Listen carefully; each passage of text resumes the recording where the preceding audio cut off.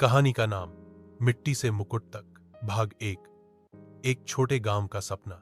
बिहार के एक छोटे से गांव में आरव नाम का एक लड़का अपने माता पिता के साथ झोपड़ी में रहता था। उसके पिता खेतों में मजदूरी करते और मां दूसरों के घर बर्तन मांजती थीं। गरीबी इतनी थी कि कभी कभी पेट भर खाना भी नसीब नहीं होता था, लेकिन आरव की आंखों में बड़े सपने थे। जब वह स्कूल जाता तो दूसरे बच्चे उसे पुराने कपड़ों और टूटी चप्पलों के लिए चिढ़ाते, लेकिन वह हमेशा मुस्कुरा कर कहता, एक दिन मैं इतना बड़ा बनूंगा कि पूरा देश मुझे जानेगा। भाग 2, संघर्ष और पढ़ाई। आरव पढ़ाई में तेज था। रात को लालटेन की रोशनी में वह घंटों किताबों में डूबा रहता। खेतों में मजदूरी करने के बाद भी वह स्कूल नहीं छोड़ता।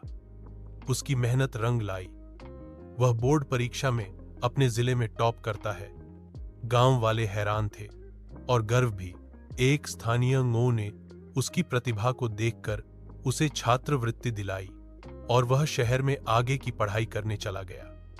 कॉलेज में भी उसने राजनीति, समाज सेवा और भाषण में नाम कमाया। भाग 3, राजनीति में कदम। कॉलेज खत्म होते ही आरव ने एक युवा संगठन की शुरुआत की। वह गरीबों की आवाज बना। चाहे कहीं भ्रष्टाचार हो या अन्याय, आरव वहां पहुंचता और आवाज उठाता। धीरे धीरे उसका नाम पूरे राज्य में फैलने लगा। वह विधानसभा का चुनाव लड़ता है और जीत जाता है। उसके बाद लोकसभा में पहुंचता है और अपने ईमानदार स्वभाव, जनसेवा और दूरदर्शिता से पूरे देश का दिल जीत लेता है। भाग 4, देश का प्रधानमंत्री। कुछ वर्षों बाद आरव की पार्टी बहुमत में आती है और आरव भारत का प्रधानमंत्री बनता है। जब वह शपथ लेता है तो आंखों में आंसू लिए उसकी मां सामने बैठी होती है। वही मां जिसने कभी दूसरों के बर्तन मांजकर उसे पढ़ाया था। शपथ के बाद प्रेस कॉन्फ्रेंस में एक पत्रकार पूछता है, आप इतने नीचे स्तर से उठकर प्रधानमंत्री कैसे बन गए? आरव मुस्कुराता है और कहता है, मैं गरीब जरूर था, लेकिन मेरे सपने अमीर थे और मेरी मेहनत ने ही मुझे यहां तक पहुंचाया।